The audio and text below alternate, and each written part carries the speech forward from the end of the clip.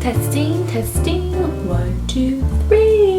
Hey YouTube, it's me again, Dawn, and I wanted to do a quick video about how to live and work in the UK. So someone left a comment and requested this video, so I thought I'd do just a quick little number to tell you how I came to live in the UK and some suggestions for you guys. So let me just warn you, throughout this video, the sun and my lighting will be changeable like it is now. The weather in London is so I don't know, 1 minute it's sunny, the next minute it's cloudy, the next minute it's raining. So if it looks a bit like, ooh, what's going on? That's why. It's just natural lighting. Gotta love Mother Nature. First things first, I want to say that I only have personal experience dealing with two different ways to come to the UK, and that's one being a student and the other is working. So I will talk about the Tier 2 visa, which is the working visa, and also the Tier 4 visa, which is the student visa, from my own experience. I moved to the UK about 6 years ago, to London specifically, to do my MBA post-grad degree. But what I did is I applied for a prospective student visa because when I came, I did not know what university I wanted to go to. I did know I wanted to do my MBA. So coming to the UK first, that visa allows me to come here, and then once I am approved and accepted into a program, then I could switch my visa while still being in the UK from a prospective student visa to a student visa. If you're looking to do a undergrad degree or a postgrad degree, what you're going to be searching for is the Tier 4 visa, which is the student visa. This visa allows you to study full-time in the UK, as well as it gives you a certain amount of hours in which you can also work. So the way that both the Tier 4 and the Tier 2 visa work is it's called a points-based system. So what that means basically is that they have certain criteria that you need to fill in order to gain points. So for one example would be are you fluent in English? If that's a yes, then you get 10 points. If you have a degree, if that's a yes, then you get 15 points.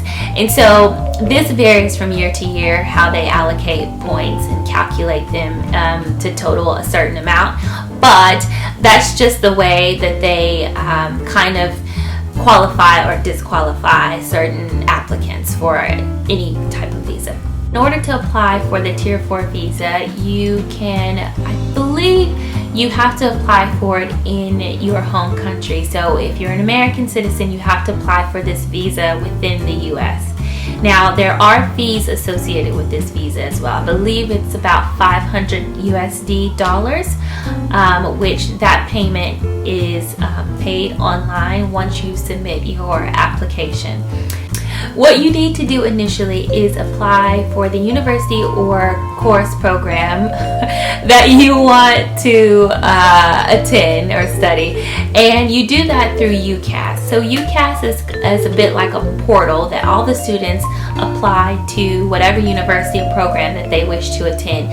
All of them are right there, and they will tell you if you qualify or what have you. So once you go through the UCAS process, you will also need to submit I believe it's like a certificate or a letter or some type of documentation letting them know that you have been basically cleared and approved to attend a university in the UK. You will also need to have some supporting documents.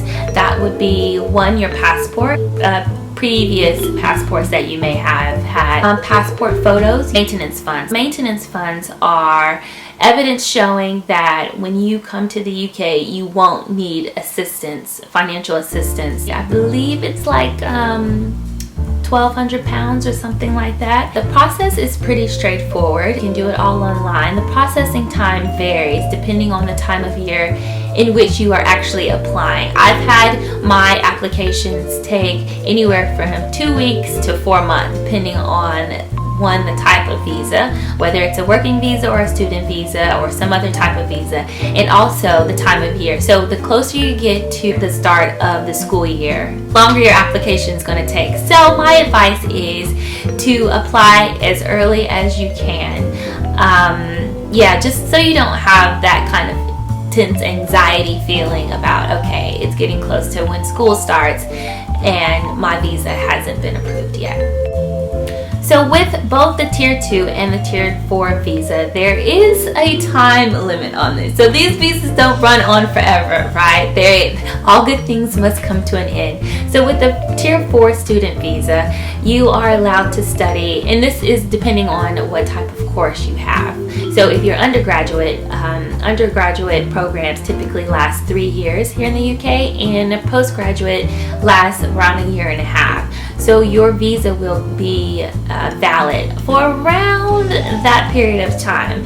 I think they typically give you maybe like a month or two grace period, but it's not very long. You have to make sure you keep on top of when your visa expires, because that will cause a whole heap of issues if you ever want to come back to the UK or apply for an extension or anything of that matter. So you want to make sure you're on top of when your visa expires, for sure.